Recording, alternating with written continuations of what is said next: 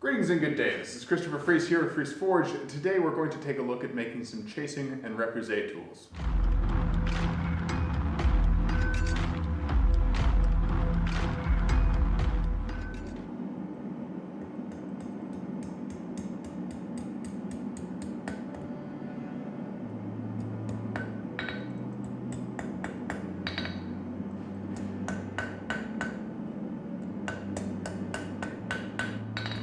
When it comes to chasing and repousse, the chisels and punches and everything like that that you use, it was Douglas Pryor, the master of chasing and repousse, who was told me that you basically have to make your own tools when it comes to this. You'll find that there are specialized tools that you'll need that just really the only way to get them is to spend an exorbitant amount of money ordering them, or to make them yourself, and you'll grow far faster if you make them all yourself. That's something of which I very much enjoy doing, making them all myself. So in order to do that, I'm using an Allen key set, or Hex Key Set. This has a few different advantages. It has a disadvantage as well, as you do not know exactly what the steel is that you are using. So each one that you make is going to be a little bit of mystery steel. Good news is, hex keys work very well for that because they are made, generally speaking, with the tool steel.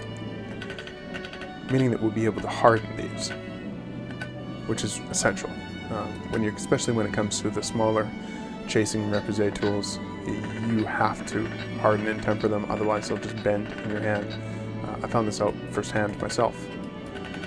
I used it was a little bit thicker than the one shown now, and even that bent under the blows of my little whatever gram hammer that I use for my chasing repousse. So, excuse me, I got a little bit of a cold still. I know, again, I've been wrought with sickness this year, it seems. Straightening these Allen keys out is an excellent little exercise in repeatability. I found it easier the more I did it.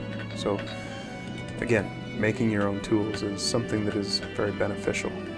If you're interested in doing it in a similar way as I have, I picked up this set, I think it was like 20 bucks at Canadian Tire. Just a Mastercraft Maximum set. I'll leave a link to a set that looks like it'll work quite well from Amazon. It's $20 Canadian, which will be cheaper no matter where you are pretty much, because our dollar is not worth very much. I'll leave a link to that in the description of the video.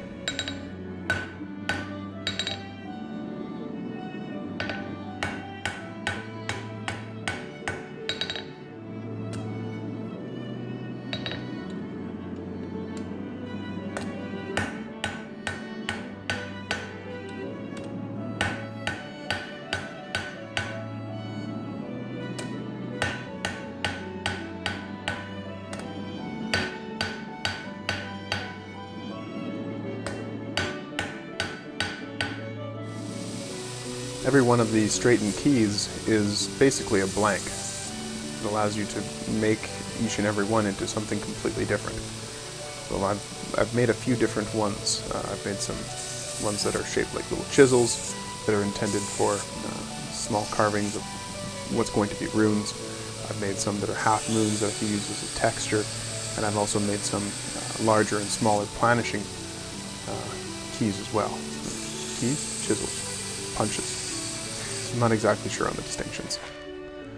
But after you have ground in the shape of which you wish to put into the metal that you're working on, the next step is to go ahead and sand these down, because of course the belt grinder doesn't leave a very fine finish, and any little burrs or anything like that that are left on the chisels, the chases, or punches, or whatever they're called, any little burrs on there is going to transfer into whatever you're making, and you don't want that. So I'm using a 600 grit sandpaper here, and I'll move up to about 1,000 grit after these have been hardened. Speaking of hardening, I did a little test here with a file, and yeah, they hardened up quite nicely. Very happy.